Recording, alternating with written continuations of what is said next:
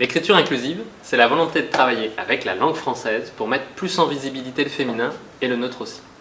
Pour cela, il existe un ensemble de pratiques linguistiques que chacun et chacune pourra décider d'utiliser ou non. Ces pratiques visent à rendre plus visible le féminin et s'appuient sur le fonctionnement et l'histoire de la langue française. Nous verrons cela en moins de 6 minutes maintenant. Je vais d'abord détailler rapidement les 6 ensembles de pratiques liés à l'écriture inclusive.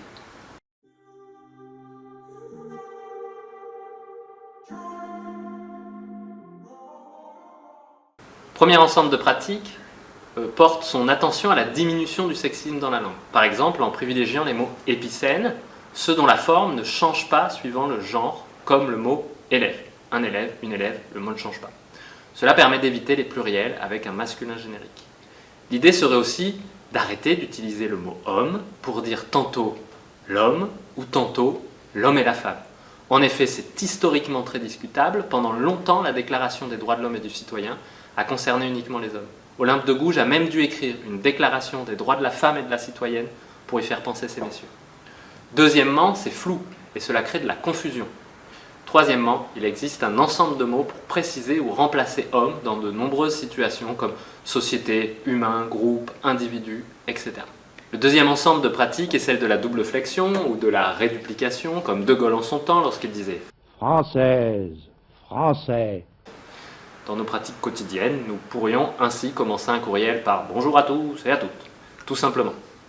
Le troisième consiste à utiliser des noms féminins de métiers pour désigner les femmes exerçant ces métiers. Cela semble évident. Cette évidence, le Québec a mis un peu plus de 3 ans, entre 1976 et 1979 pour y parvenir. La France, elle a mis un peu plus de 35 ans. Entre 1984 et 2019, avant qu'enfin l'Académie française, après avoir déployé tant d'efforts et d'arguments pour s'y opposer, autorise finalement l'usage des noms féminins de métier. A noter toutefois que la société française ne l'avait pas attendu. Ces 3 premières pratiques sont aujourd'hui passées dans l'usage courant. Les 3 points suivants sont nettement plus discutés et peut-être même sont nettement plus discutables. Mais c'est souvent une discussion de mauvaise foi. Cela obère largement la qualité des débats. Le 4e ensemble de pratiques, à l'écrit, vise à raccourcir la double flexion. Par exemple en écrivant les étudiants.es pour désigner à la fois les étudiantes et les étudiants. C'est ce petit point, ce tiret ou ce point médian qui fait aujourd'hui couler beaucoup d'encre, qui pose légitimement des questions. C'est souvent à cela et à tort qu'est réduit l'écriture inclusive.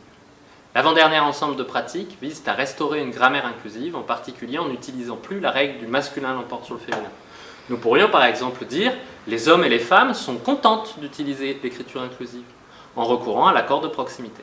Le 6e ensemble de pratiques vise à utiliser des noms nouveaux dans le but de créer des neutres, par exemple « tous » pour tous et toutes, « yel » pour il et elle. Cela rejoint la logique des mots épicènes. Voici l'ensemble des pratiques qui peuvent relever de ce que nous appelons l'écriture inclusive. Dans cette deuxième partie, je vais vous montrer des éléments historiques et linguistiques sur lesquels celle-ci s'appuie.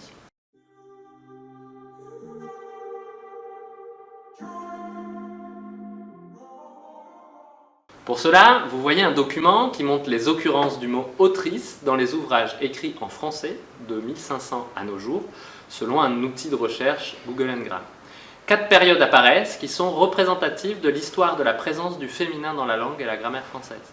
La première période dure jusqu'à 1650. À ce stade, le français parlé et écrit n'a pas encore des règles bien fixées. Nous pouvons néanmoins noter que le féminin est présent et visible. 1. Grâce au nom de métier, comme autrice ici présent, mais avec bien d'autres noms encore. 2. Dans les types d'accords, avec l'usage régulier de l'accord de proximité. 3. À plein d'autres niveaux de la langue française, comme dans l'usage des prénoms attributs par exemple. La deuxième période va de 1650 à 1800. Le français est de plus en plus codifié par une série de grammairiens qui lui imposent des règles de fonctionnement. Ces règles s'appuient sur une certaine idée du rôle des femmes et des hommes dans la société. Ainsi, si le masculin l'emporte sur le féminin, c'est parce que le masculin est le genre le plus noble. Si des noms féminins de métiers disparaissent de la langue, c'est parce que les hommes veulent se réserver ces métiers, et qu'en parallèle, les grammairiens conseillent de ne plus utiliser les noms féminins correspondants.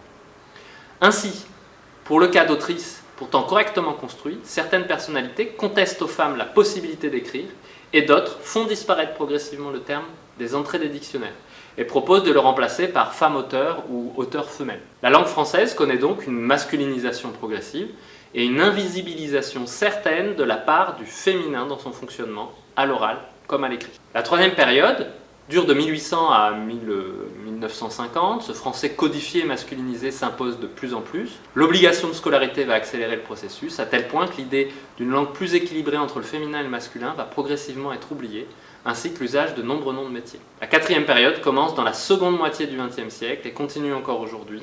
Les femmes occupent une place de plus en plus importante dans la société, et cela se voit et s'entend de plus en plus dans notre langue commune. C'est le long et patient combat pour l'usage des noms féminins de métiers, par exemple. Et c'est en parallèle la redécouverte de ce qu'est notre langue, une langue ouverte, souple, qui nous appartient et qui peut participer, comme tant d'autres sphères de la société, au juste combat de l'égalité.